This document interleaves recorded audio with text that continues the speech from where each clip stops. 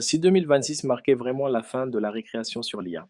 D'un côté, près d'un Français sur deux utilise déjà l'intelligence artificielle au quotidien. De l'autre, des milliers de postes commencent à disparaître, les PDG reprennent eux-mêmes le contrôle du sujet, et un nouveau champion veut détrôner ChatGPT sans publicité. Dans cet épisode, on fait le point sur ce tournant décisif, usage de masse, boom économique, choc sur l'emploi et nouvelle stratégie des géants de l'IA. Bienvenue dans le débrief IA en 10 minutes, votre rendez-vous pour comprendre ce qui change vraiment dans l'univers de l'IA et des LLM. 3 fois par semaine, on décrypte les signaux faibles et les annonces fortes pour vous aider à prendre des décisions éclairées côté business, carrière et innovation. Aujourd'hui, on va parler de 5 grands sujets. 1. La France qui bascule dans l'IA de masse avec le baromètre du numérique 2026. 2. Le boom économique de l'IA générative, un marché à plus de 100 milliards de dollars. 3. Le grand paradoxe. Des performances techniques incroyables, mais une réalité business beaucoup plus compliquée. 4. L'impact déjà très concret de l'IA sur l'emploi et l'organisation du travail. 5. La nouvelle bataille des assistants avec Anthropic, qui se positionne frontalement contre ChatGPT. On termine aussi avec un zoom sur le grand rendez-vous IA à Cannes qui incarne ce moment de bascule. On commence avec une statistique qui change complètement d'échelle.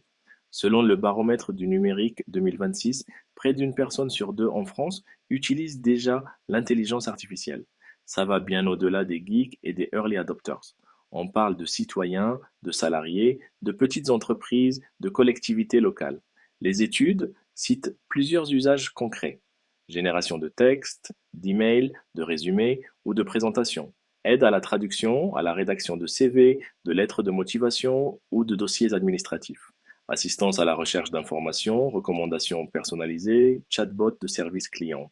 Et, de plus en plus, assistance créative. Images, vidéos, maquettes.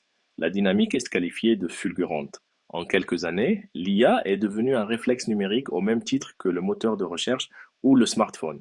Mais deux éléments sont importants à retenir pour les décideurs. 1. La perception de l'IA reste ambivalente. Entre gain de temps et peur de la surveillance ou de la perte d'emploi, la confiance n'est pas acquise. 2. Ce n'est plus un sujet purement technologique. Quand la moitié d'un pays utilise déjà un outil, on parle d'infrastructure sociale. Cela implique des décisions sur la formation, les droits, la transparence, les responsabilités. Pour les entreprises, ça veut dire vos clients, vos collaborateurs, vos partenaires utilisent déjà l'IA, que vous ayez une stratégie claire ou pas encore. Passons maintenant au volet économique. Plusieurs études annoncent que le marché de l'IA générative devrait dépasser les 100 milliards de dollars d'ici 2026. Après une première vague d'expérimentation un peu anarchique, on entre dans une phase de structuration. Qu'est-ce qui nourrit ce boom? La généralisation des assistants IA dans les suites bureautiques, les CRM, les outils de développement. L'intégration de l'IA dans les métiers, marketing, finance, RH, support, juridique, R&D.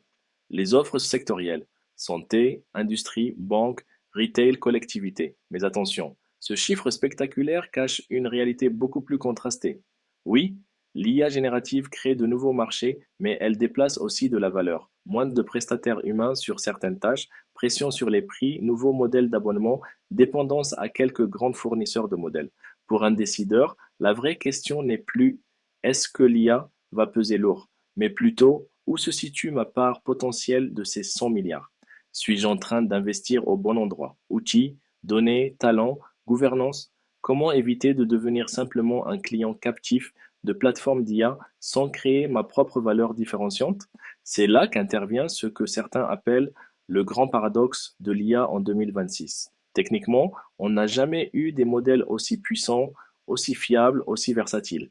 Mais économiquement, opérationnellement, tout le monde ne suit pas au même rythme. Plusieurs analyses soulignent 3 tensions majeures.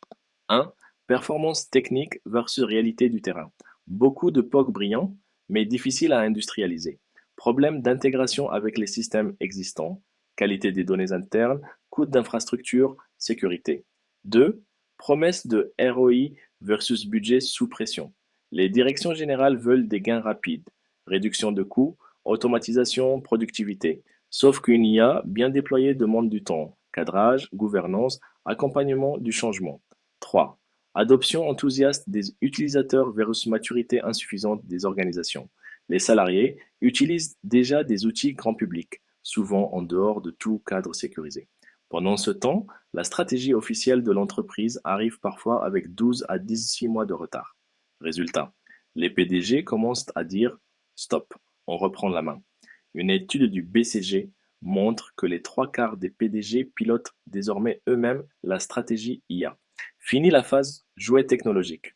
On passe en mode enjeu stratégique, voire existentiel. Si vous êtes dirigeant, responsable data ou innovation, la question clé à vous poser, c'est: avez-vous une feuille de route IA alignée sur les objectifs business prioritaires? Savez-vous dire non à des projets IA qui n'apportent pas de valeur mesurable? Avez-vous une gouvernance qui couvre à la fois risque, éthique, sécurité et performance financière? On en vient maintenant au sujet sensible, l'impact de l'IA sur le travail et l'emploi. Les derniers chiffres sont brutaux. Une étude indique que 93% des emplois américains sont déjà touchés par l'IA d'une manière ou d'une autre. Toucher, ça ne veut pas dire supprimer, mais ça veut dire transformer. Certaines tâches automatisées, d'autres augmentées, certaines complètement redéfinies. En Europe, on commence à voir les premiers signaux visibles. Des groupes comme Capgemini ou la Société Générale annoncent des suppressions de postes liées à la réorganisation autour de l'IA. Les métiers de support, de back-office, de traitement de dossiers sont en première ligne. Les analyses parlent d'un triple mouvement. Destruction, certaines tâches répétitives à faible valeur ajoutée disparaissent.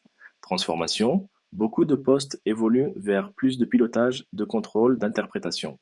Création, de nouveaux métiers émergent.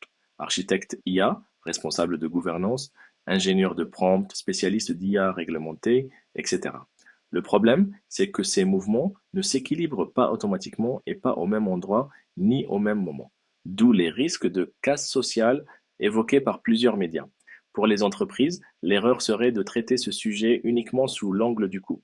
Les leaders les plus lucides commencent à cartographier finement les impacts par métier, tâches à automatiser, compétences à faire monter, postes à requalifier, investir massivement dans la formation continue, pas seulement pour les profils tech, mais pour tous les métiers. Dialoguer avec les représentants du personnel, les managers, pour éviter une adoption subie et créer une adhésion minimale. L'enjeu n'est pas seulement d'être plus productif, c'est d'éviter que l'IA devienne un facteur de défiance interne durable. Pendant que ce séisme se produit dans les organisations, la bataille des assistants IA s'intensifie. Un acteur se distingue particulièrement, Anthropic. L'entreprise annonce un assistant sans publicité, une manière de se démarquer explicitement de ChatGPT et des craintes de monétisation intrusive. Le message est double. D'un côté, une promesse d'expérience utilisateur plus pure, sans interférence commerciale au moment où l'on réalise des tâches complexes. De l'autre, une prise de position implicite sur la confiance. Pas de pub, donc moins de risques de biais commerciaux, plus de priorité donnée à l'utilisateur. Dans le même temps, certaines analyses de marché soulignent qu'Anthropic aurait pris l'ascendant sur OpenAI sur le segment de l'IA professionnelle, en captant davantage de parts dans les grandes organisations. Les raisons avancées: une image plus entreprise, plus orientée sécurité et conformité, une stratégie partenaire très agressive, et cette volonté d'éviter le mélange entre aide à la décision et pression publicitaire. Pour les décideurs, la conséquence est claire. On n'est plus dans un monde où prendre de l'IA veut dire prendre un seul acteur évident. La question devient: quel mix de fournisseurs pour limiter le risque de dépendance? Comment arbitrer entre qualité des modèles, coût, gouvernance des données, engagement sur la publicité et l'éthique? Pour finir, un mot sur le décor dans lequel tout ça se joue. La France accueille à Cannes un grand festival et salon mondial de l'IA, le World AI Cannes Festival, qui rassemble plus de 10 000 professionnels. Pendant 2 à 3 jours, décideurs, chercheurs, startups, grands groupes et collectivités discutent stratégie, démonstrations technologiques et cas d'usage. Ce type d'événement est intéressant pour deux raisons. Il montre que l'IA n'est plus un sujet de niche, mais un enjeu géopolitique, économique et industriel. Cannes devient, le temps d'un festival, un véritable Davos de l'IA.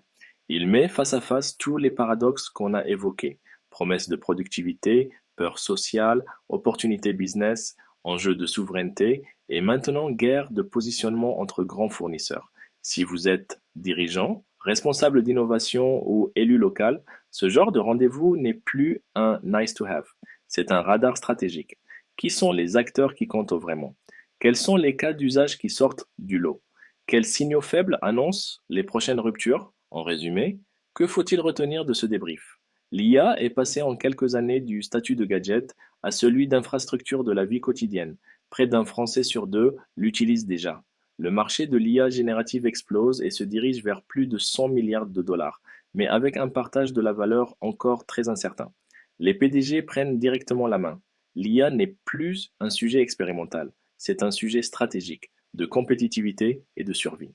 Le monde du travail est déjà profondément impacté. Quasiment tous les emplois sont touchés à des degrés divers, avec des destructions, des transformations et des créations de postes. La bataille des assistants IA s'intensifie et des acteurs comme Anthropic misent sur un positionnement sans publicité et orienté confiance pour s'imposer. Pour vous, la question n'est plus dois-je m'y mettre, mais quel est mon plan IA sur 12 à 24 mois? Comment j'articule valeur business, gestion des risques et impact humain? Et avec quel partenaire technologique je construis cette trajectoire? Si cet épisode vous a aidé à clarifier les enjeux, pensez à vous abonner à la chaîne, à activer la cloche pour ne pas rater les prochains débriefs du lundi, mercredi et vendredi à 10 heures et à partager cette vidéo avec vos équipes ou vos collègues qui travaillent sur ces sujets. On se retrouve très vite pour un nouveau débrief IA en 10 minutes. D'ici là, restez curieux, exigeants et stratégiques face à l'IA.